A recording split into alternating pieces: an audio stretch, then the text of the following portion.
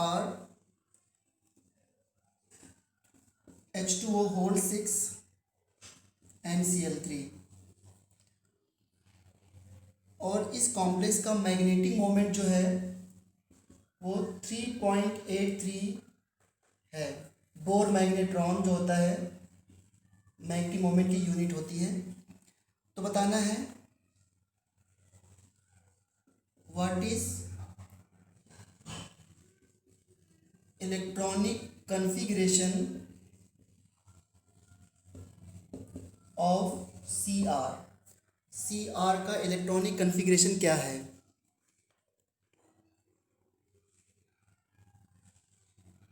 ठीक है, तो सभी बच्चों को पता है कि जो क्रोमियम है उसका एटॉमिक नंबर 24 होता है और इसका आउटर मोस्ट कॉन्फ़िगरेशन आता है 3d54s1,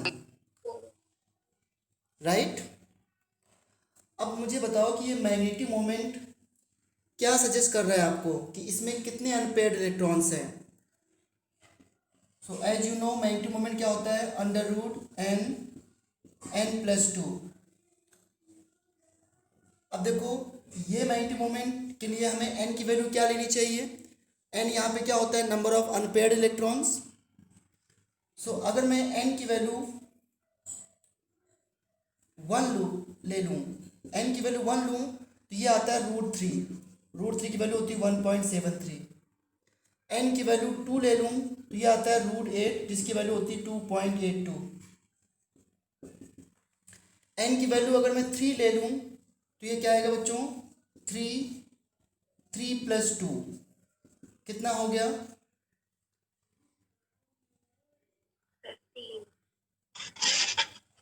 15 कितना होगा अप्रोक्सीमेटली 3.8। हाँ अप्रोक्सीमेटली 3.8 ही होगा शाबाश। तो इसका मतलब है कि क्रोमियम के पास कितने अनपेयर्ड होने चाहिए 3 अनपेयर्ड। अभी क्रोमियम के पास कितने अनपेयर्ड हैं 6 है ना। अभी क्रोमियम के पास 6 अनपेयर्ड हैं, देखो ध्यान से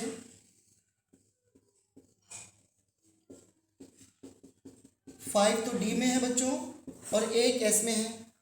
तो 3 अनपेयर्ड निकालने के लिए हमें क्या करना पड़ेगा 3 अनपेयर्ड रखने के लिए क्या करना पड़ेगा हमको 3 इलेक्ट्रॉन रिमूव करने पड़ेंगे। तो एक इलेक्ट्रॉन 4s से गया, एक डी से गया और एक डी से और गया, तो क्या हुआ 3d3। तो क्रोमियम का इलेक्ट्रॉनिक कन्फिग्रेशन क्या है 3d3। ये इलेक्ट्रॉनिक कन्फिग्रेशन T2g और Eg में क्या होगा बच्चों, ये T2g और Eg में क्या हो जाएगा T2g3 और Eg0। क्या आप लोगों को समझ में आ गया। Yes sir. हाँ, ये पहला क्वेश्चन है।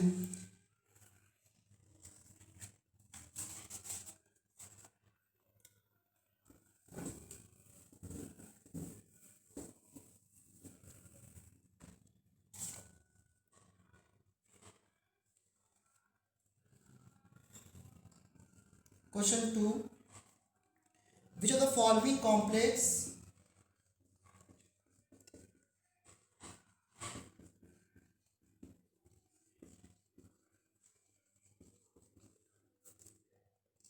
has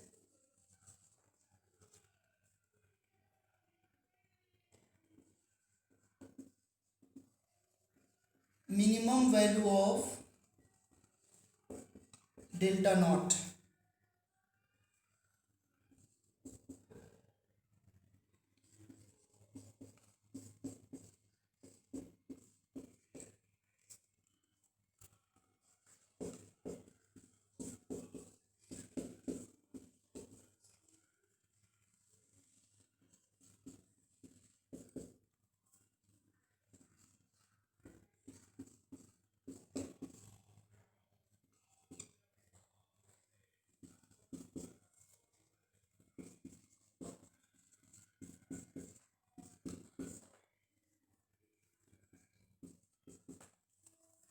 ये 4 कॉम्प्लेक्सेस हैं और आपको बताना है किसके लिए डेल्टा की वैल्यू डेल्टा नॉट की वैल्यू मिनिमम होगी। डेल्टा नॉट क्या होता है बच्चों, डेल्टा इज एनर्जी गैप और ओ फॉर ऑक्टाहेड्रल। ऑक्टाहेड्रल। हाँ, क्या इन सभी कॉम्प्लेक्स में क्वार्ट्स नंबर 6 है? हाँ, इन सभी Yes, sir. कॉम्प्लेक्स में Yes, sir. हाँ क्वार्ट्स नंबर 6 है। तो ये सभी ऑक्टाहेड्रल हैं। और आपको पता है कि ऑक्टाहेड्रल में डेल्टा नॉट जो होता है वो energy gap between T2G and Eg होता है। तो ये हमारे T2G ऑर्बिटल हो गए और ये Eg हो गए, और इनके बीच में ये एनर्जी गैप है।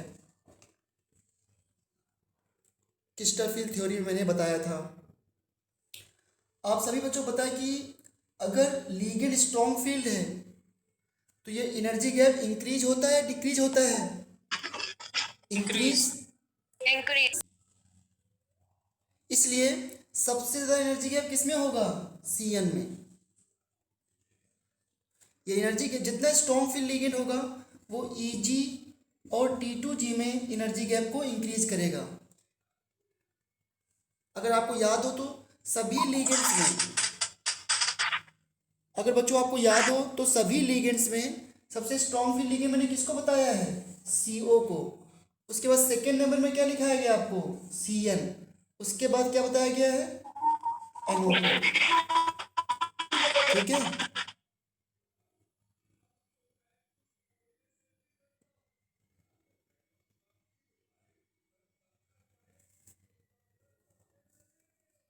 ओके, अब क्या करेंगे, एक बार हम लोग क्या करते हैं, लिगेंड की स्ट्रेंथ का ऑर्डर लिख लेते हैं। ये काफ़ी काम आएगा आपके।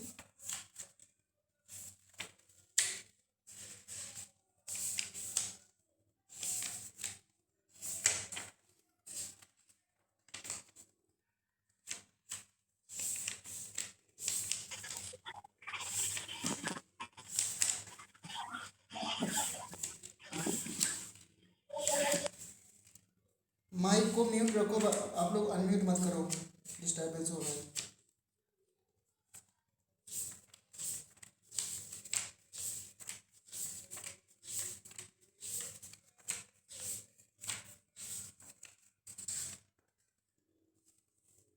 देखो ध्यान से, पहले मुझे बताओ इसका आंसर क्या होगा?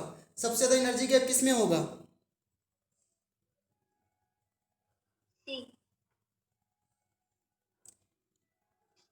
एनर्जी गैप ए होगा ना answer? Yes. Yes, sir.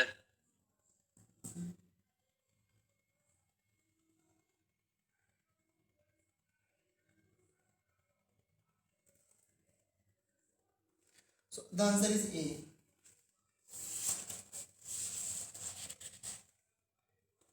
Very good. अब देखो मैं आपको डेल्टा नॉट लिखवा देता हूँ कि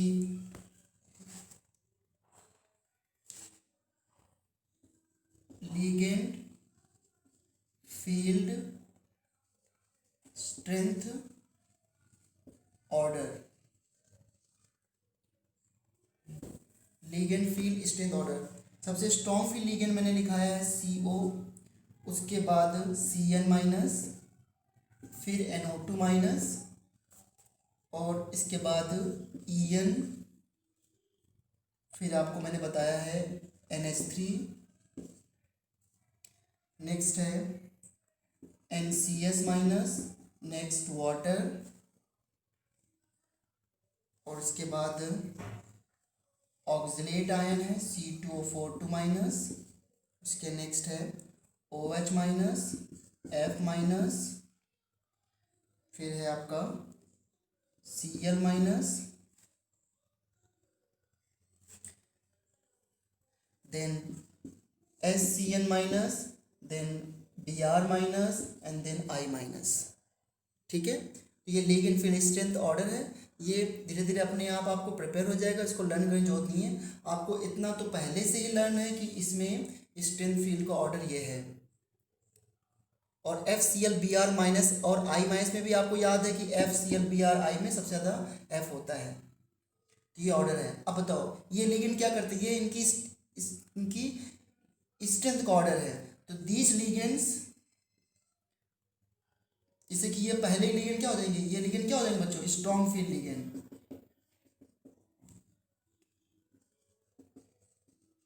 स्ट्रॉन्ग फील्ड लिगेंड ये क्या करते हैं? दे इंक्रीजेस डेल्टा। ये जो है ये डेल्टा को क्या करते हैं बच्चों, इंक्रीज करते हैं। डेल्टा ओ को भी इंक्रीज करते हैं और डेल्टा टी को भी इंक्रीज करते हैं। डेल्टा ओ क्या होता है, energy gap for octahedral complex between T2G and Eg।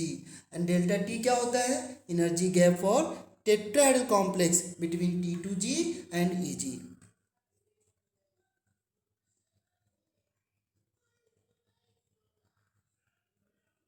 ठीक है, तो ये क्वेश्चन के साथ मैंने बता दिया। अब मैं एक काम करता हूँ, यहीं पर कुछ बातें आपको और बताता हूँ। देखो क्वेश्चन 3 में आपको मैं बताता हूँ फैक्टर अफेक्टिंग डेल्टा, कि इस डेल्टा को जो एनर्जी गैप है, फैक्टर ऑफ डेल्टा और you can say CFSE crystal field stabilize energy, तो कौन कौन से फैक्टर डिपेंड जो है वो इफेक्ट करते हैं। तो नंबर 1 आपने क्या सीखा था अभी, लीगेंड फील्ड स्ट्रेंथ, इस पे डिपेंड करता है। जितना स्ट्रॉन्ग फील्ड लीगेंड होगा वो एनर्जी गैप को इंक्रीज करेगा।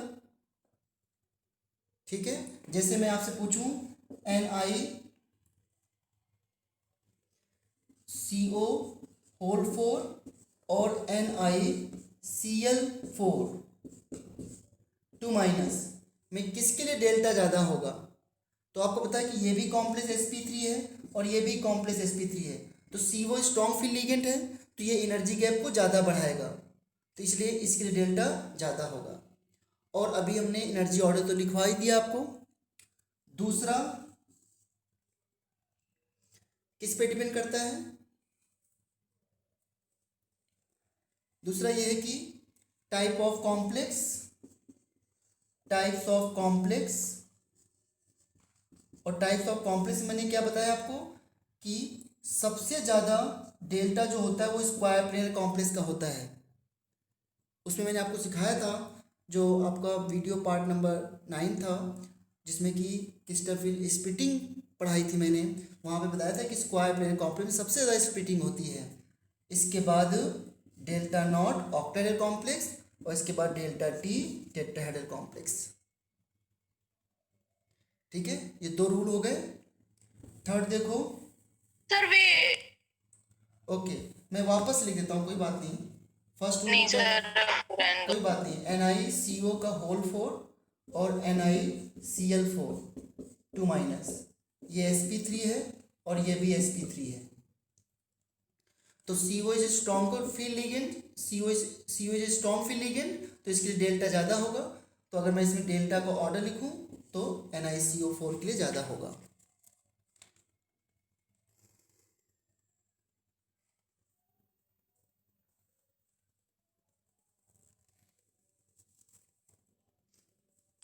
जी सर।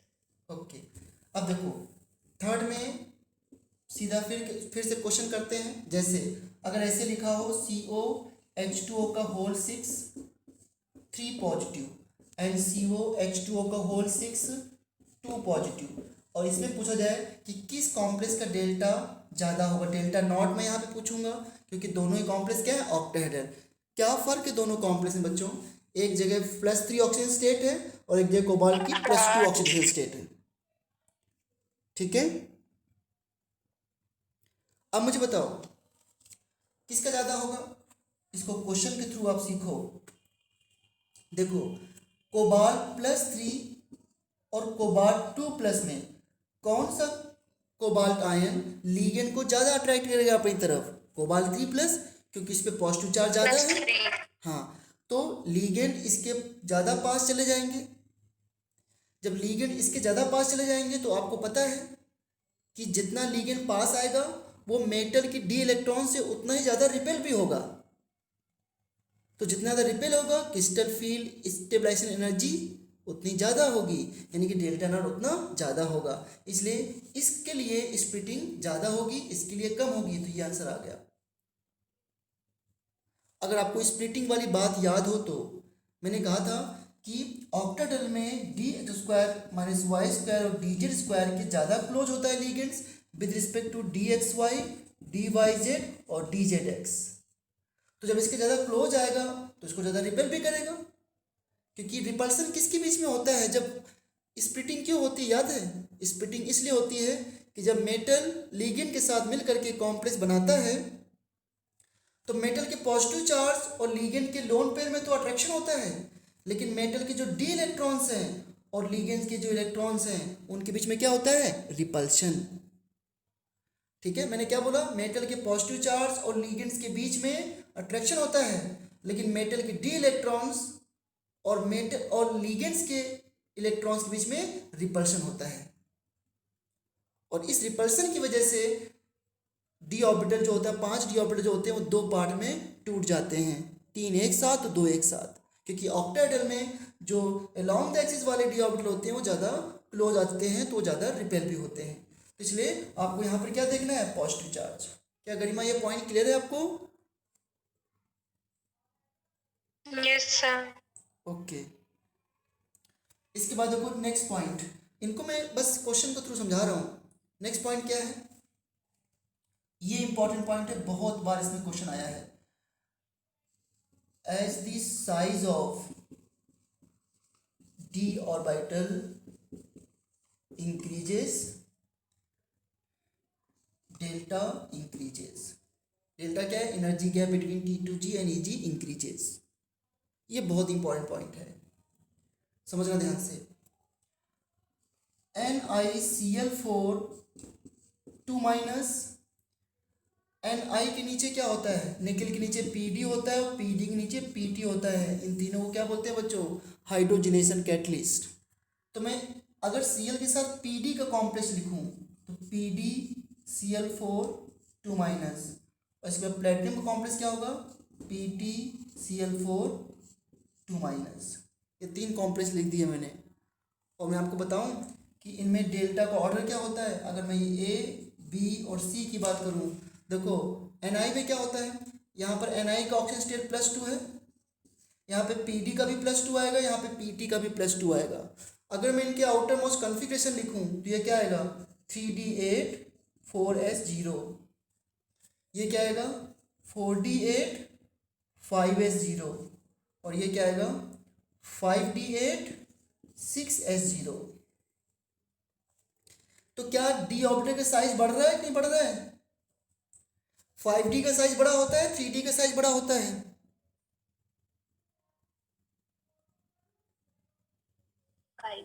5d। आप देख लो ध्यान से, ये न्यूक्लियस है। अगर ये एक 3d ऑर्बिटल है, सपोज ये 3d है, तो 4d जानते हो कैसे बनाओगे? 4d इससे बड़ा हो जाएगा, ये आपका 4d हो गया। 5d कैसे बनाओगे? ये न्यूक्लियस है ना आपका, तो ये 5d और भी बड़ा हो जाएगा बच्चों, ये 5d बनाओगे तो 5d ऑर्बिटल का साइज और भी बढ़ गया। तो क्या होता है?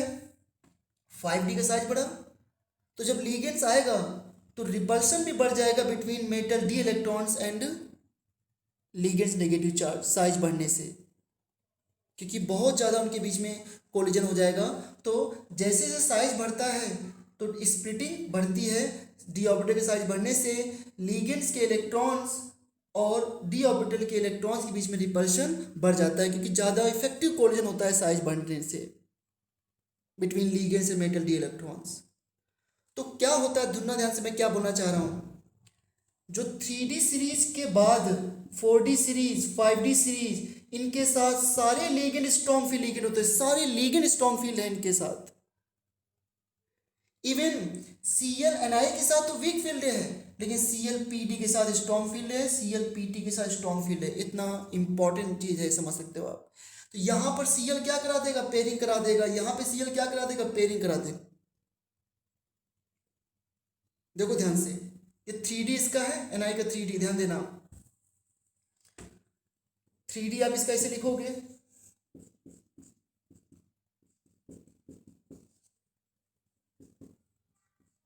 इसका 3D हो गया, फिर ये 4s हो गया Ni का, और ये 4p हो गया, 3D 4s 4p।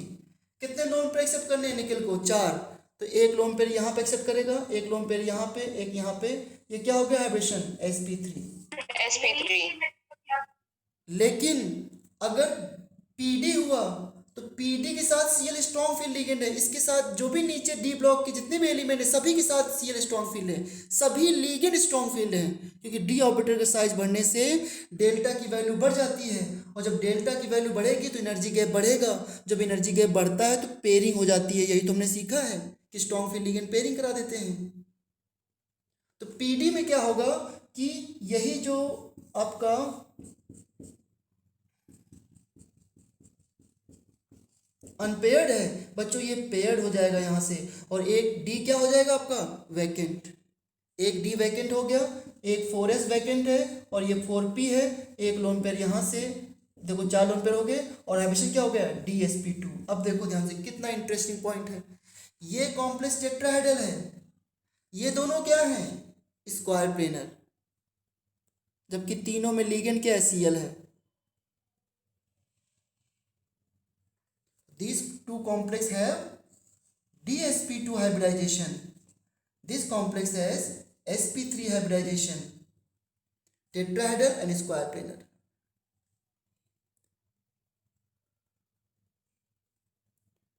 अगर बच्चों ये पॉइंट क्लियर हो तो यस या नो बोलो। Yes sir. गरिमा क्लियर है बेटा? Yes sir. हाँ, मैंने क्या बोला है कि डी ऑर्बिटल का साइज बढ़ने से लिगेंड स्ट्रॉन्ग फील हो जाता है, मींस 3D सीरीज के बाद 4D सीरीज के साथ सभी लिगेंड स्ट्रॉन्ग फील होंगे, 5D जिस जिस मेटल में आउटर में से 5D होगा वो इसके साथ भी सभी लिगेंड स्ट्रॉन्ग फील होंगे। इसलिए 3D 4D में हमेशा ध्यान रखना कि इनर कॉम्प्लेक्स बनने के चांसेस सबसे ज़्यादा हैं और स्क्वायर प्लेनर कॉम्प्लेक्स बनने के चांसेस ज़्यादा हैं। ये फैक्टर बहुत इंपॉर्टेंट था। और लास्ट पॉइंट जो है फैक्टर 4, अगर मैं ऐसे ले लूँ, कोबाल्ट H2O का होल 6 2 पॉजिटिव और क्रोमियम H2O का होल 6 2 पॉजिटिव, है ना। अब इसमें कैसे देखोगे, ऑक्सीडेशन स्टेट भी सेम है, सिर्फ लिगेंड भी सेम है, सिर्फ क्या डिफरेंट है बच्चों, मेटल।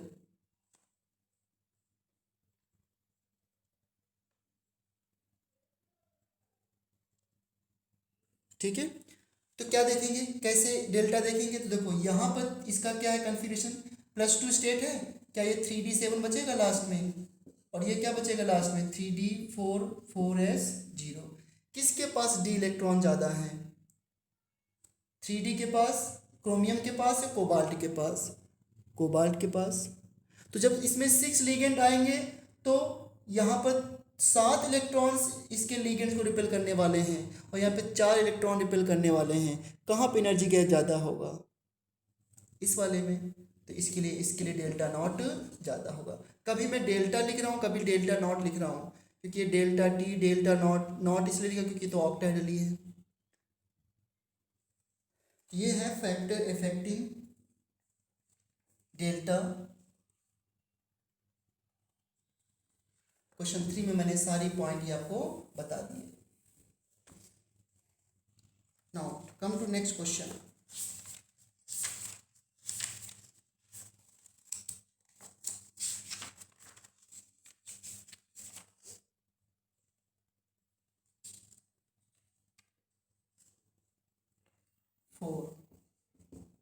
बताइए मुझे NCH2CH2NH2 का होल थ्राइस ये कैसा लिगेंड्स है। द लिगेंड इज, ऑप्शन है monodentate, bidentate, tridentate, tetradentate etcetera. बताइए ये कैसा लिगेंड है।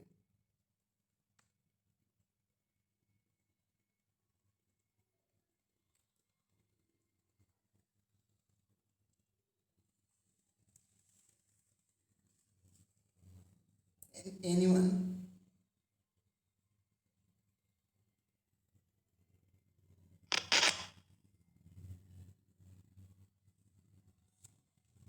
देखो तो इसको ओपन करते हैं, CH2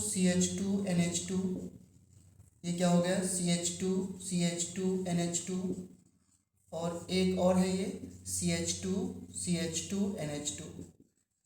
कैसे लिगेंड दिख रहा है, यहाँ पे एक लोन पेयर डोनेट कर सकता है बच्चों, एक लोन पेयर इस सेंटर से डोनेट कर सकता है, एक लोन पेयर इस सेंटर से डोनेट कर सकता है और एक लोन पेयर इस सेंटर से डोनेट कर सकता है। टोटल 4 लोन पेयर दे सकता है, इसलिए इसका नाम क्या होगा, टेट्रा डिंटेट लिगेंड। ये पॉलीडिंटेट की कैटेगरी में आएगा। ठीक है,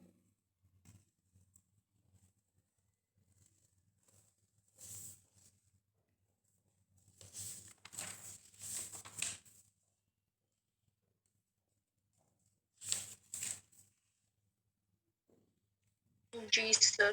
ओके।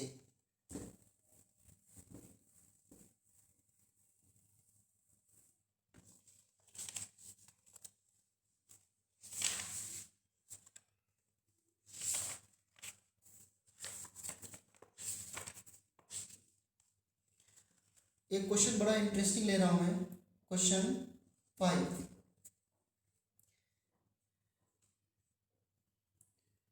एक कॉम्प्लेक्स है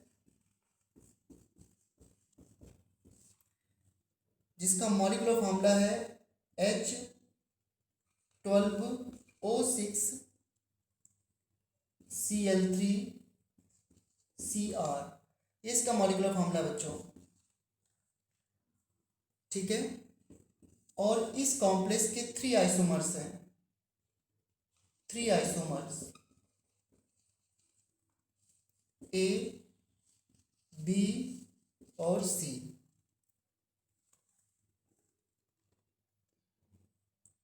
3 आइसोमर्स हैं ABC। ठीक है, जो A आइसोमर्स है ये है does not react with concentrate H2SO4। ये आइसोमर कॉन्सनट्रेट H2SO4 से रिएक्ट नहीं करता है। जो B आइसोमर्स है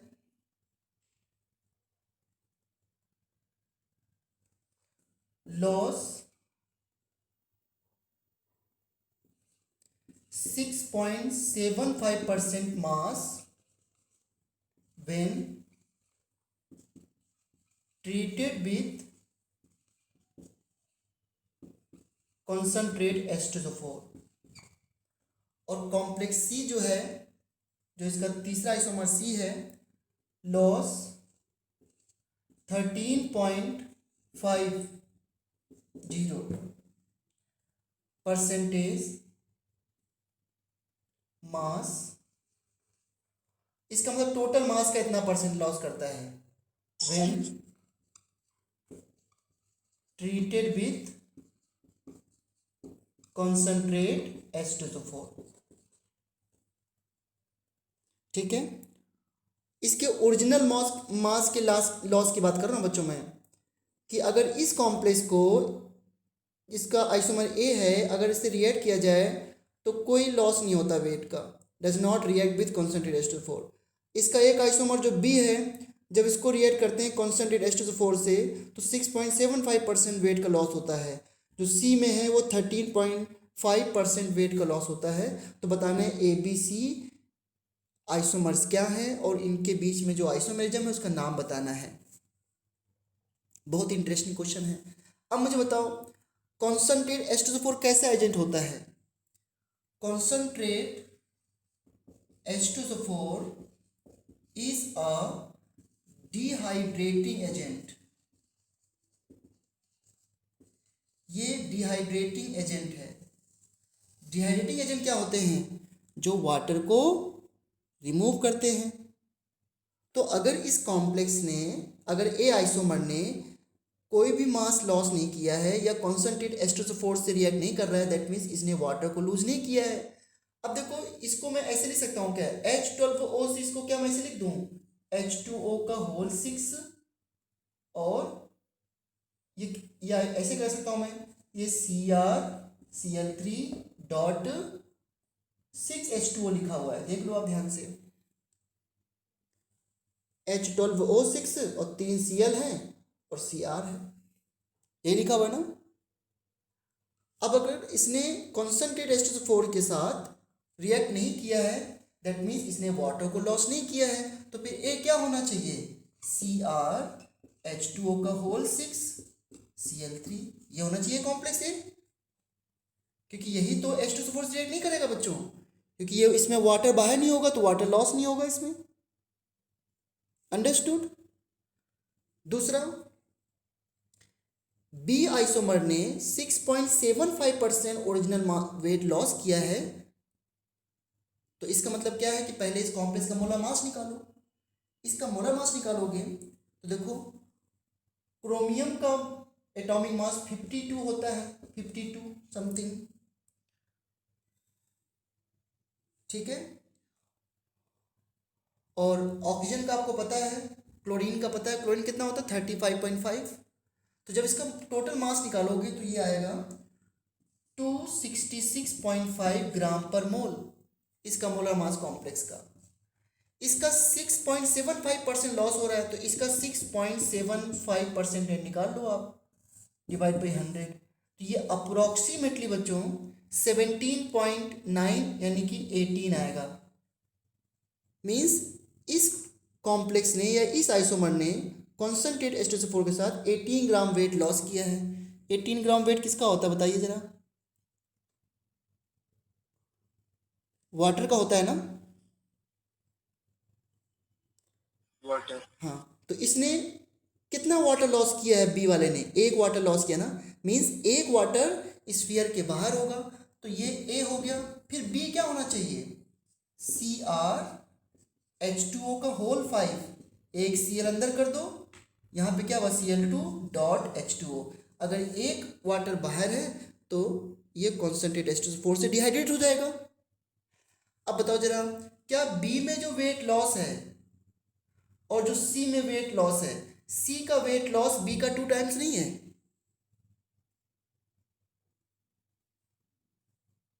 यस या नो?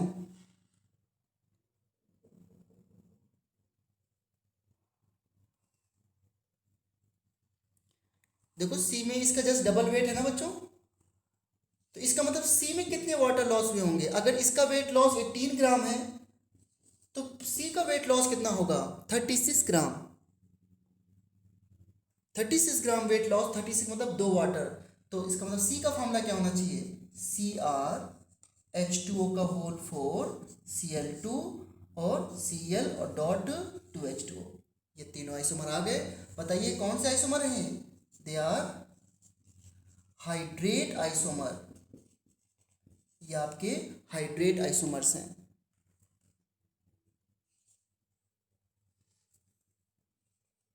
ठीक है, समझ आया क्वेश्चन सभी बच्चों को? कुछ बोलो तो आप लोग, यस या नो? Yes, sir. ओके।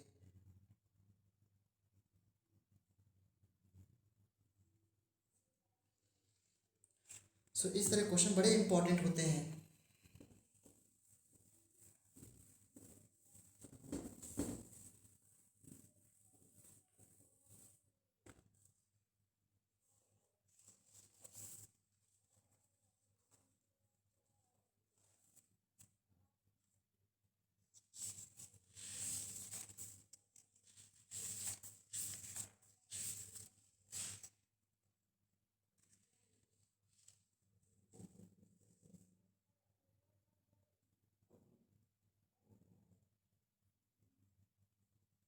देखो एक बड़ा अच्छा क्वेश्चन और है,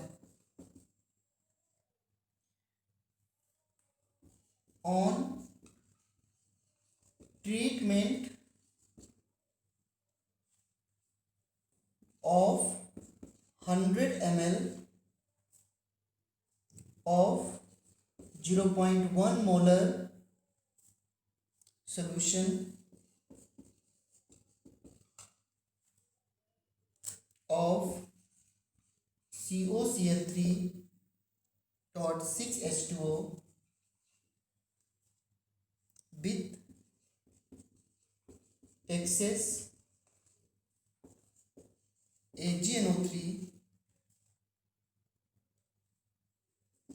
1.2 into 10⁻22 ions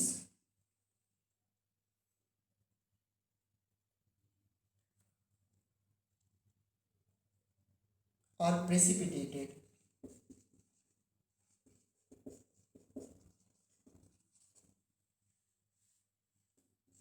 The complex is, complex क्या है बच्चों? तो कॉम्प्लेक्स क्या होगा? कितना इंटरेस्टिंग क्वेश्चन है। तो देखो कॉम्प्लेक्स क्या है, 0.1 मोलर 100 ml। तो पहले इस कॉम्प्लेक्स के मोल देखो कितने हैं। COCl3.6H2O, इस कॉम्प्लेक्स कितने मोल है? मोलैरिटी इंटू वॉल्यूम क्या होता है? मिली मोल नहीं होता क्या बच्चों? मोलैरिटी क्या होता है? Moles upon volume, right. Volume अगर लीटर में ले लें तो मोल इंटू वॉल्यूम क्या हो जाएगा? Number of moles. तो बताइए कॉम्प्लेक्स के कितने मोल्स रिएक्ट कर लिए गए हैं?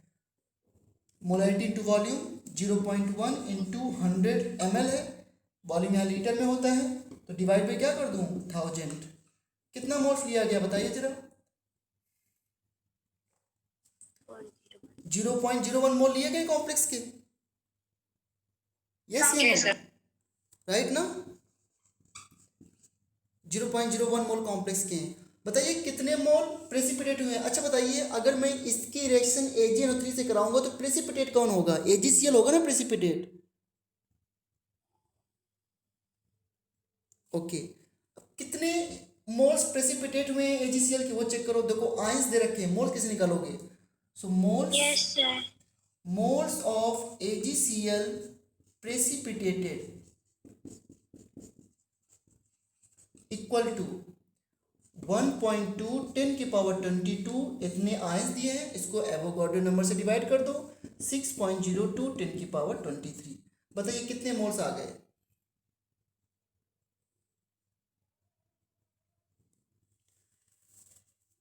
अप्रोक्सीमेटली ये टू टाइम्स हो जाएगा, 0.2 टाइम्स। और ये कितना आ गया 0.1, तो क्या 0.02 मोल्स आ गए AgCl के?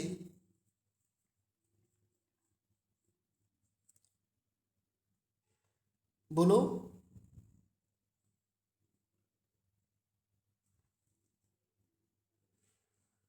AgCl के 0.02 मोल्स आ गए ना बच्चों?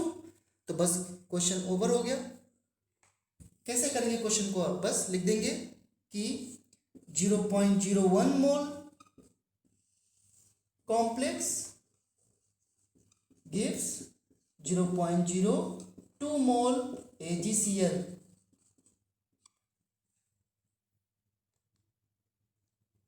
ओके, इसलिए 1 मोल कॉम्प्लेक्स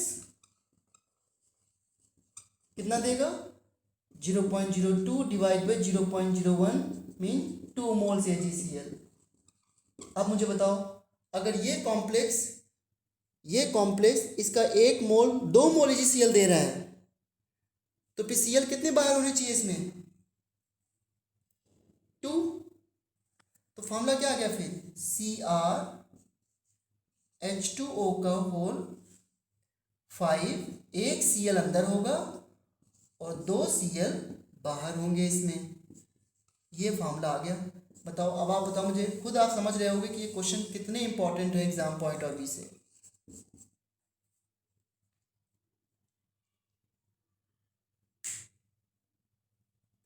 बहुत इंपॉर्टेंट क्वेश्चन है। अब मुझे बताइए समझ में आया कि नहीं आप लोगों को ये? Yes, sir. किसी को Yes, कोई sir. डाउट हो तो बताओ। Yes, sir.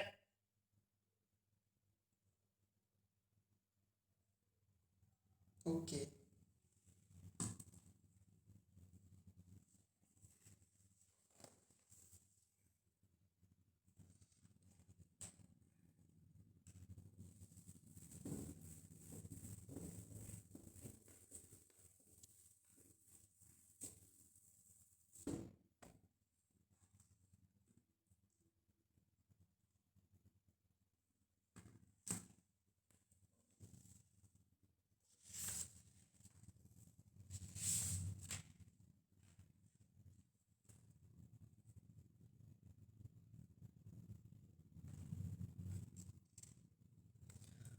कुछ एक बात और सुनो आप लोग,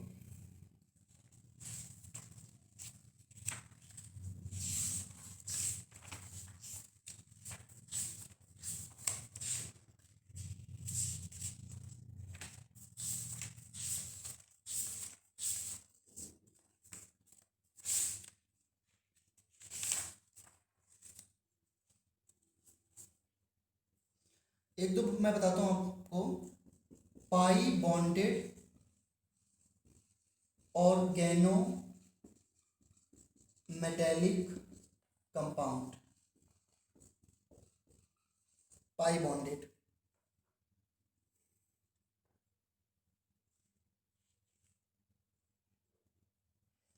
देखो जैसे CH2 double bond CH2,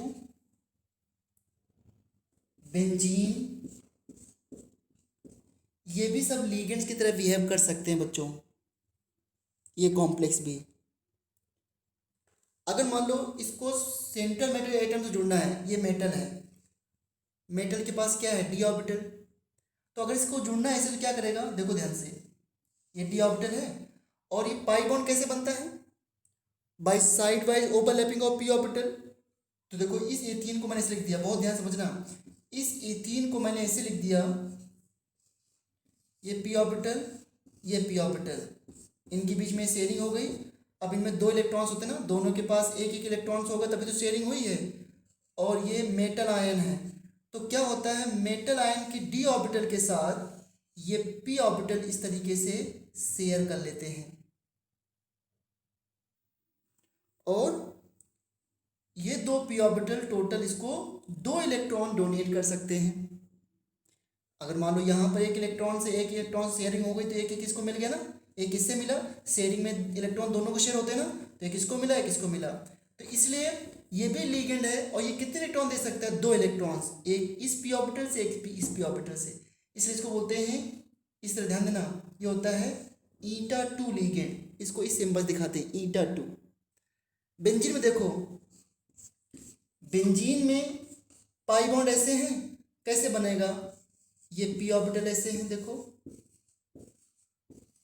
correct, यहाँ पे डबल बॉन्ड है और यहाँ पे डबल बॉन्ड है और ये डबल बॉन्ड है। अब अगर ये मेटल से जुड़ेगा तो क्या होगा, मेटल के डी ऑर्बिटल से ये ओवरलैपिंग करेगा, ये भी करेगा, ये भी करेगा, ये भी करेगा, ये भी करेगा और ये भी करेगा, तो टोटल हर पी ऑर्बिटल से एक इलेक्ट्रॉन डोनेट कर सकता है, इसलिए इसको बोलते हैं ईटा 6 लिगेंड।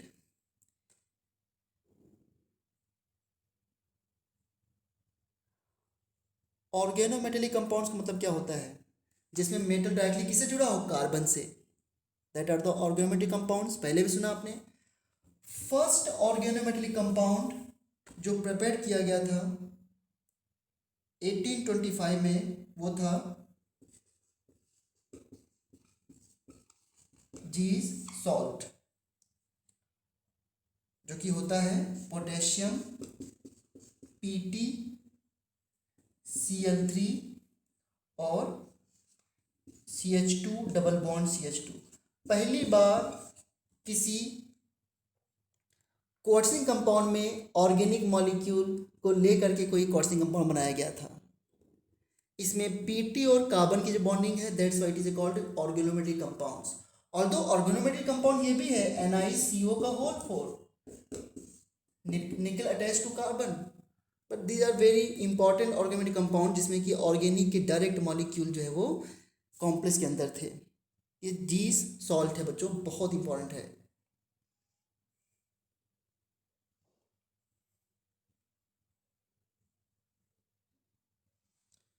और भी हैं बहुत सारे, इनके इंपॉर्टेंस नहीं, फेरोसिन है कॉम्प्लेक्स, इस तरीके से फेरोसिन होता है 5 रिंग का इस तरह, और यहाँ पर Fe और दूसरा ये 5 रिंग 5 कार्बन के रिंग, ये फेरोसिन होता है। दिस ऑर्गेनोमेटेलिक कंपाउंड्स, ये पता है जो चिमनी होती है उससे जो स्मोक आता है उसको एब्जॉर्ब करने के लिए यूज होता है,